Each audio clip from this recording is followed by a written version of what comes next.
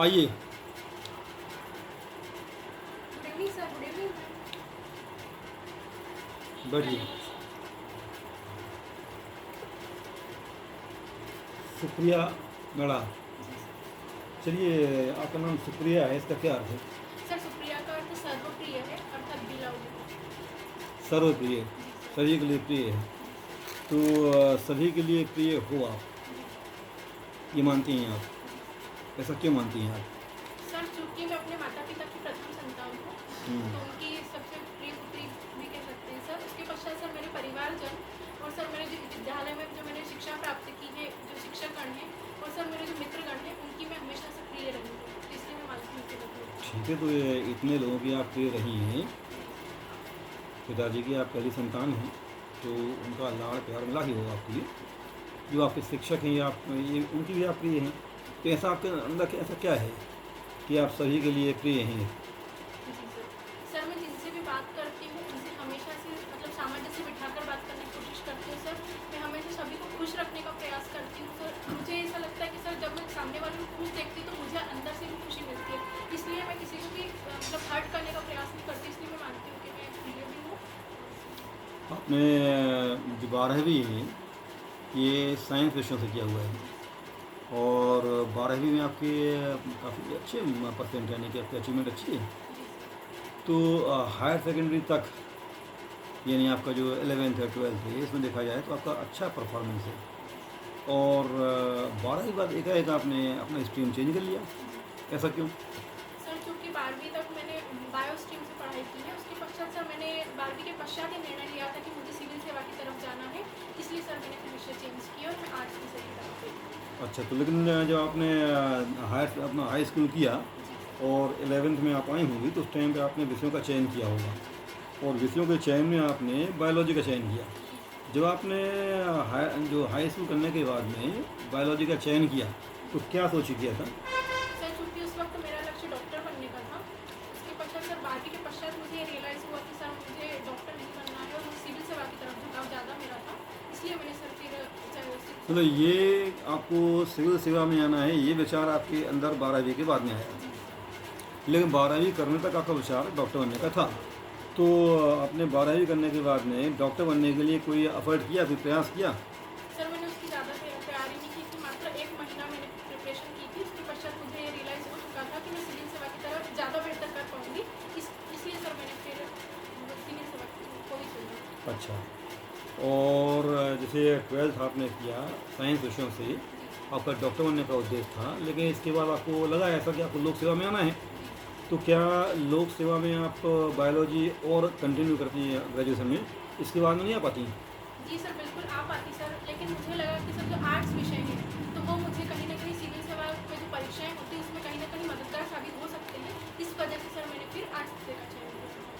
अच्छा अच्छा।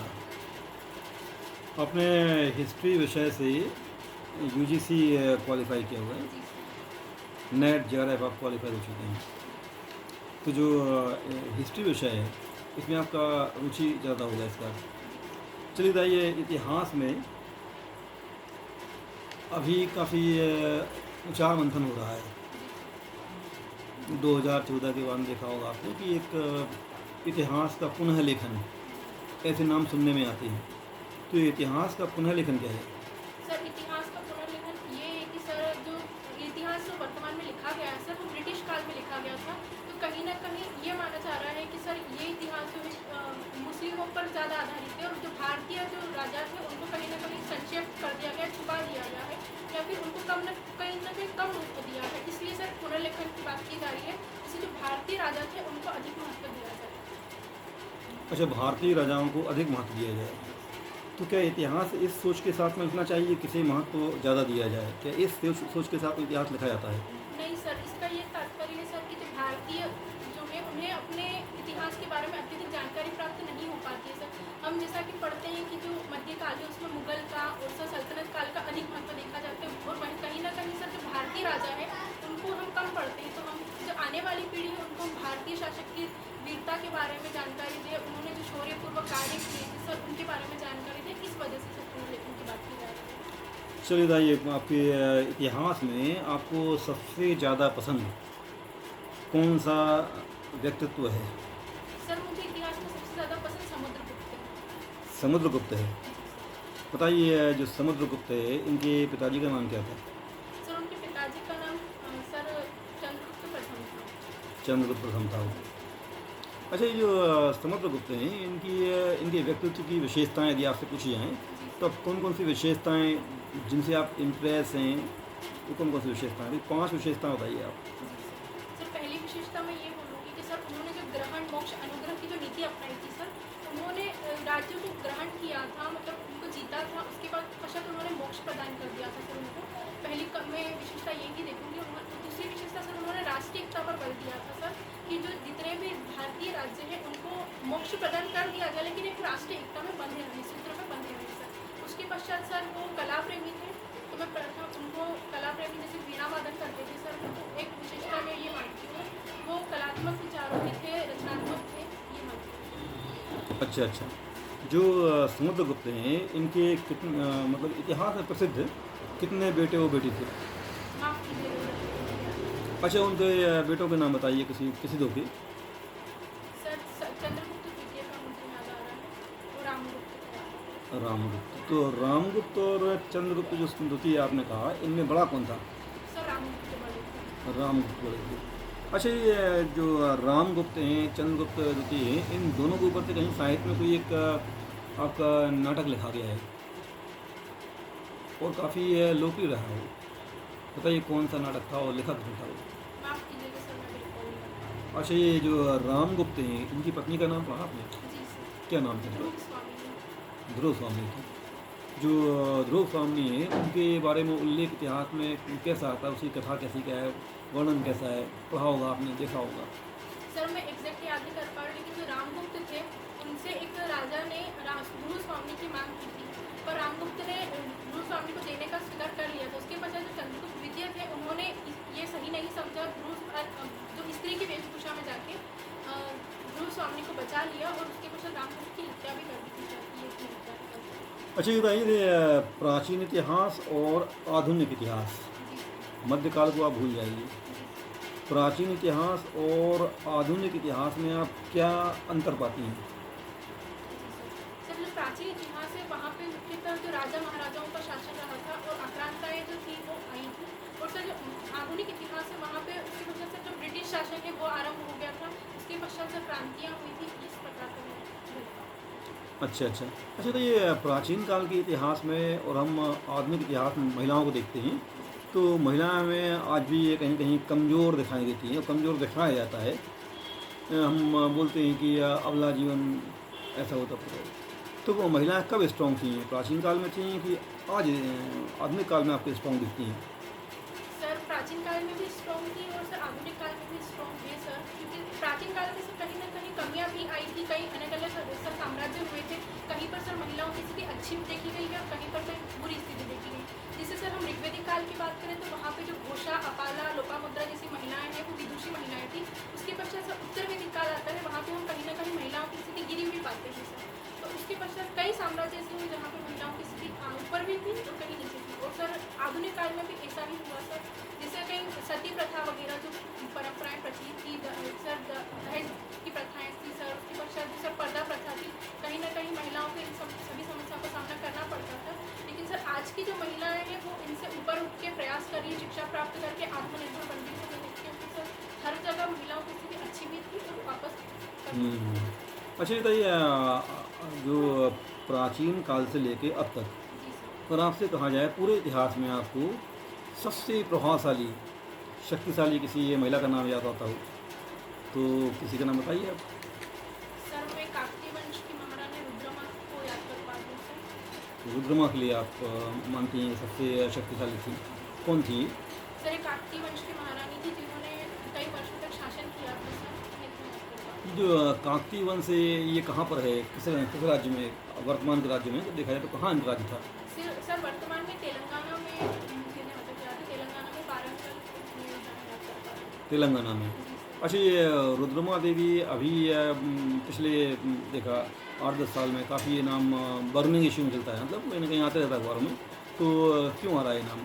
सर ये महिला शासिका के तौर पर प्राचीन काल में जानी जाती थी सर, इतना मुझे अच्छा, इनके ऊपर से कोई एक मूवी भी आ रही है या आई है? सर आई है। आ चुकी है? कब आई थी?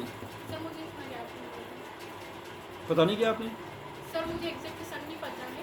अच्छा अच्छा। हम्म, सुप्रिया जी, आप कहाँ से? मैं झाबा जिले से हूँ। झाबुआ जिले से हैं। और आप जनजाति क्षेत्र से हैं। अच्छा, ये बताइए, अपने भारतीय संविधान में जनजाति शब्द किस अनुच्छेद में दिया गया? मैम 342 के तहत दिया गया है और 366 में अनुसूचित जाति के बारे में उल्लेखित है, उसी के तहत 342 का। अच्छा, आप मतलब ये है कि आप चाहती हैं कि सिविल सेवा में जाना चाहती हैं। जी मैम। तो भारतीय संविधान में जनजातियों के लिए लोक नियोजन में कौन कौन से अनुच्छेदों में उल्लेख किया गया? मैम आर्टिकल 16 15 में भी है मैम इतना आर्टिकल 16 में क्या है?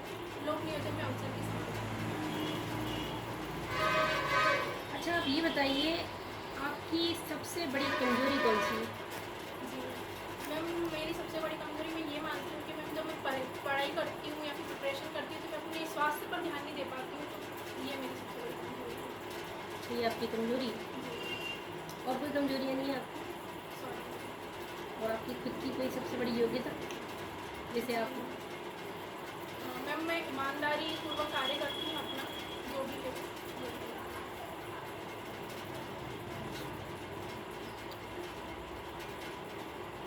आप भील हैं?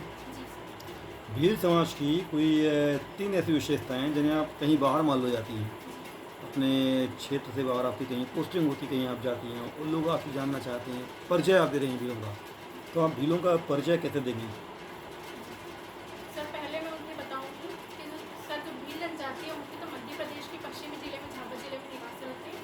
सर भील जनजाति की जो परंपराएं हैं वो मुख्य तो प्रकृति पूजक के रूप में देखी जाती है। सर मैं ये बताऊंगी कि आजकल जो पर्यावरण के प्रति जो दूषित हो रहा है पर्यावरण, तो भील जो है उनका संरक्षण करने के लिए तत्पर रहते हैं सर। उसके पश्चात मैं ये बताऊंगी कि सर जो भील जनजाति विवाह की जो पद्धति है वो बिल्कुल सामान्य पद्धति है।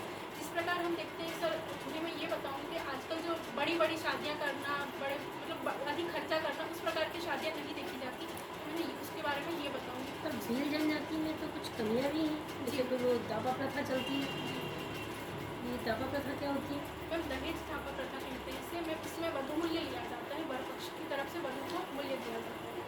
इसके निवारण के लिए भी तो कुछ उपाय अपनाए जा रहे हैं ना? जी मैम। कौन सा उपाय किए गए हैं? कोई अधिनियम या नियम? जी मैम, मैं जहाँ तक रिकॉल कर पा रही हूँ, झाबुआ जिले में साथीदार अभियान चलाया गया था 2016 में। उसके तहत मैम दहेज की जो राशि है वो 50,000 निश्चित की गई थी। खत्म हो गई है? नहीं ये मैम, प्रथा चली आ रही है, अभी भी चल रही है। आप क्या मानती हैं, ये सही है या गलत? मैम ये प्रथा जो जिस संदर्भ में लाई गई थी मैम, पहले ये था कि जो वधु पक्ष है, मतलब जो वधु है वो अपने परिवार के लिए एक आय का साधन भी हुआ करती थी कि जैसे वधु है वो कोई कार्य करती तो अपने परिवार को वो आय कमा के देती। जब वो शादी करके वर के वहाँ चली जाएगी तो वहाँ पे जो वधु का जो घर है वहाँ पे आय का कहीं ना कहीं कमी हो जाएगी। इसलिए दहेज प्रथा शुरू की थी कि वधु के घर में थोड़ा सा आर्थिक रूप से सक्षम हो जाए, इसलिए थोड़ा सा दहेज दापा के थ्रू मतलब धन दे दिया जाए। लेकिन आज कहीं ना कहीं इसने रूढ़ी का रूप ले लिया है, कहीं ना कहीं बुराई का रूप ले लिया है। आप क्या मानती हैं, सही है या गलत? पहले सही थी, आज के टाइम में गलत है। यानी आप मानती पहले सही थी? जी अच्छा अच्छा। अच्छा, ये बताएं फिर जो भीलों का नाम आता है, जैसे ये बाहर लोग सुनते हैं भील, तो भील का नाम क्या है? तीर कमान के साथ में होता है जी कि तीर कमान लिए हुए हैं और काफ़ी आक्रामक या ऐसे कह जाए बहुत ही झगड़ा करने वाले, लड़ाई करने वाले, ऐसे रूप में आता है। तो क्या ये सही है? आक्रामक होते हैं, झगड़ा करने वाले होते हैं? सर ऐसा मैं नहीं मानती कि आक्रामक वाले होते हैं सर। सबसे अच्छे भीली होते हैं, मैं ये मानती हूँ स्वभाव से, और सर उनका जो रहन सहन है वो सबसे अच्छा है। लेकिन सर कहीं ना कहीं उनके साथ जब छेड़खानी की जाती है, उनके हस्तक्षेप किया जाता है उनकी परंपरा में, तब वो आक्रामक का रूप ले लेते हैं।